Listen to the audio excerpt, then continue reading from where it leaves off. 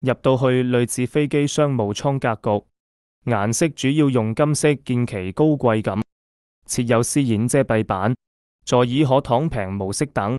不過呢個並唔係飛機商務艙，而係內地高鐵智能復興號最高等級的商務座。近排到上海幾日，又有時間去埋隔離縣市，而且比較少坐內地高鐵，所以趁機會試埋佢嘅最高商務座。因為時間關係，未有去到佢嘅商務候車室，落到月台見到已經有部 CR400AFC 埋站。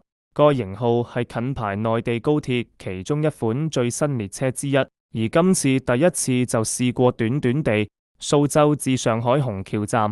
今次乘坐 GU985 次前往上海虹橋站，也是本列車終點站，有 CR400AFC 擔當。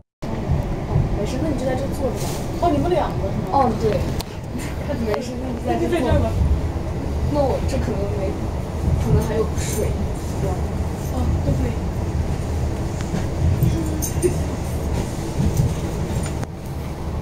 邊都到上海虹橋下車了是嗎？哦，對呀，我們要喝點練習。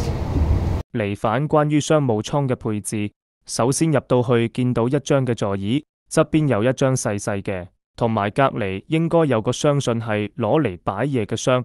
座椅頭枕布為白色，側邊有 CR 中國國鐵 logo 標誌，頭枕亦可上下移動。座椅上面早已放置一個有 CR logo 的靠背，無論靠背定座椅，設計都融合中國特色花紋。座位設有一塊私人遮蔽板，遮蔽板可關上，保障個人私隱。座椅設有閱讀燈，可供閱讀或工作時使用。旁邊設有 USB 等插頭和置物空間，內有鏡子。除咗插頭外，上設有無線充電裝置，可供設有無線充電功能手機充電。窗簾皆可上下移動，隔離有一條類似安全帶嘅嘢，相信應該固定較大型嘅行李。前面的置物架有一份人民鐵道的報紙，上方應該有一個晾衫位置，而前面亦早已放置一對啡色布製拖鞋，全身未開封，穿住感覺挺舒適。座椅可調校不同角度，其中當按下躺平按鈕後，座椅便會自動調校全躺平模式。剛剛坐低冇耐，服務員便為每位乘客派零食包，之後會為每位乘客詢問飲什麼飲品。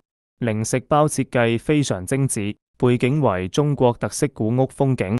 當打開零食包後，含有不同種類的零食，包括牛肉鉗、花生、餅鉗等。座椅位置前方有一個電視，當按下後便見到智能復興號列車的畫面。點擊下面進入主畫面，首先嚟過商務座介紹，各種關於智能復興號商務座座椅介紹，亦設有關於該介紹影片。按下車輛信息後，見到該列車車次行程的重要信息 ，CR400AFC 列車車廂的平面圖。智能復興號商務座最近的洗手間位於第一節車廂後半部的一等座位置，需要與其他一等座乘客使用。按壓式出水，洗手間可能列車型號較新，關係沒有那浸乜味。